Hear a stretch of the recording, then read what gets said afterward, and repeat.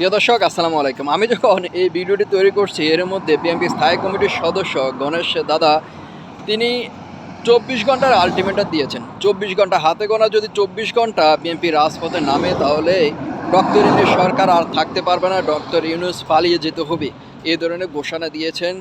এই ঘোষণাটা তখনই দিয়েছেন যখন প্রধান উপদেষ্টা ডক্টর ইউনূস বিএনপি সহ বড় যে রাজনৈতিক দলগুলো আছে ছোট বড় সবগুলোর সাথে সাক্ষাৎ বৈঠকের পরেই কিন্তু এই ধরনের কথা বলেন। এর আগে বিএনপির এখন বর্তমানে যে কর্ণধার তারেক রহমান তিনি বলতেছেন যে ডিসেম্বরের মধ্যে নির্বাচন দিতে হবে।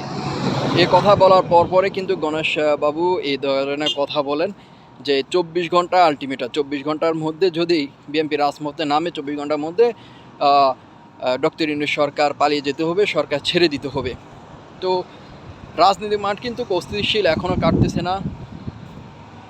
ডক্টর ইউনূস চাচ্ছে একটি জাতীয় ঐক্য সবার মাঝে, যে একটা ঐক্য রাস্তার জন্য। সো নির্বাচনের বিষয় নিয়ে কিন্তু সরগরম বিএনপি এক চুলো ছাড় দিতে রাজি নয়।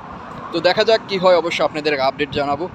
এই সর্বশেষ আপডেট কিন্তু এখন সরগরম গণেশ চন্দ্র বাবুর এই কথা নিয়ে, 24 ঘন্টার কথা নিয়ে।